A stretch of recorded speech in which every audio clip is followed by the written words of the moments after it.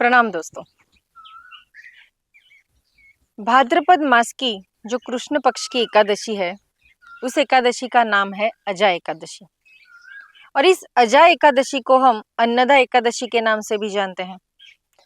तो ये एकादशी की जो कथा है वो राजा हरिश्चंद्र से जुड़ी हुई है। यानी एक समय की बात है जब राजा हरिश्चंद्र पूर्व काल के किसी उनके कर्मों के वजह से उन्हें अपना राज्य भी खोना पड़ा, अपनी पत्नी संतान सभी का त्याग करना पड़ा।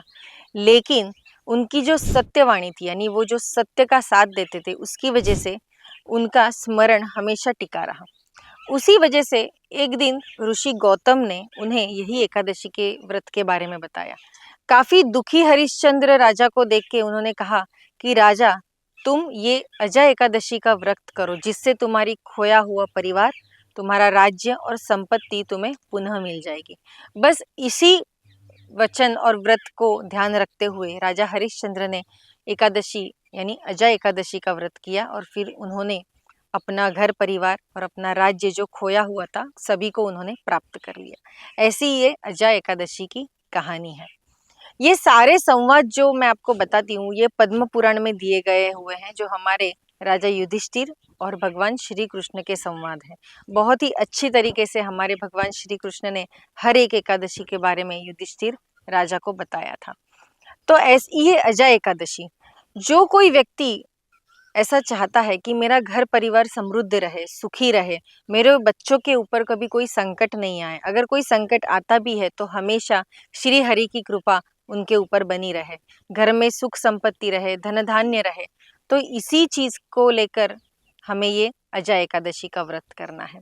हर एक एकादशी में मैं आपको बोलती हूँ कि आप इस वृक्ष की साधना कीजिए या तो फिर ये पौधे की आप साधना कीजिए। तो हर एक वृक्ष हमारे भगवान श्री हरि से जुड़ा हुआ है। जैसे पीपल का वृक्ष हो, तुलसी का पौधा हो, नीम का पौधा हो या तो फिर बरगद का पेड़ हो, ये सारे वृक्ष हमारे श्री हरि को समर्पित किए गए हैं। तो ऐसे इस अजा एकादशी के दिन हमें कौन से वृक्ष की साधना करनी है?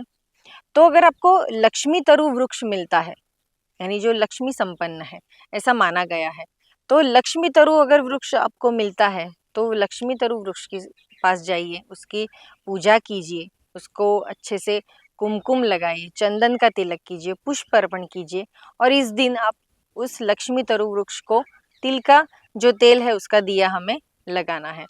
विष्णु जी की आराधना करते समय भी हमें इस एकादशी यानी अजा एकादशी के दिन तिल के तेल का ही दिया जलाना है। तो एकादशी का जब हम व्रत शुरू करते हैं, दशमी के दिन भी हमें पूर्णतः फलाहारी करना है। इस दिन हमें कोई भी अन्न ग्रहण नहीं करना है। अन्न ग्रहण यानी अनाज, धन धान्य यानी सब्जियों का, धान्यों का, ऐसा कोई भी हमें भोजन नहीं करना है, फलाहार पे ही रहना है। और रात के समय यानी दशमी के दिन से ही हमें विष्णु की आराधना शुरू करनी है। एकादशी के दिन जब आप प्रातःकाल उठेंगे तो सबसे पहले सूर्य भगवान को जल का अर्घ्य दीजिए।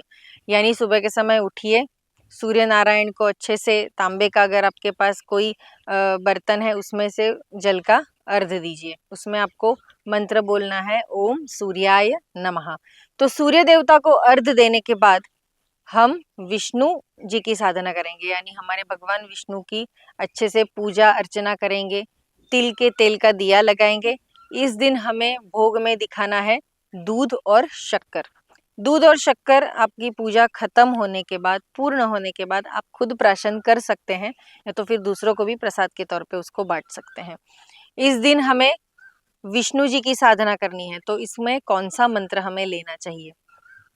तो हमारे भगवान विष्णु के तो कई रूप हैं। श्री हरि कहा जाता है उन्हें, मधुसूदन कहा जाता है।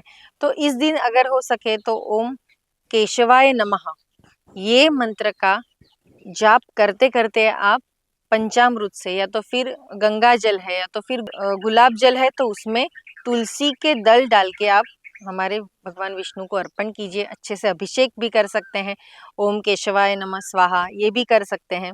शाम के समय यही मंत्र का आप हवन भी कर सकते हैं घर में।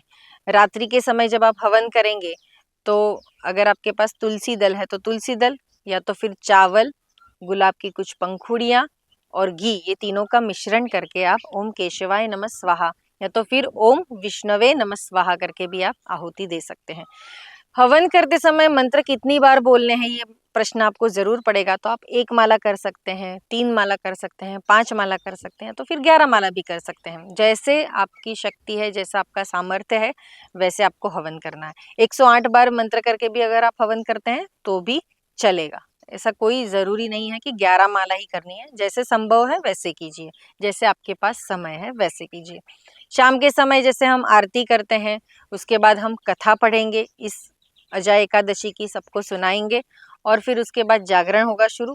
तब हम कीर्तन करेंगे, भजन करेंगे। अच्छे अच्छे भजन, तो कितने सारे भजन हैं श्री हरि के, जो आप अच्छे से उसका मधुर आवाज में आप उसका गान कर सकते हैं। जागरण होने के बाद दूसरे दिन द्वादशी के दिन हमें सूर्योदय के बाद पारण करना है। इस दिन हमें क्या दान करना चाहिए?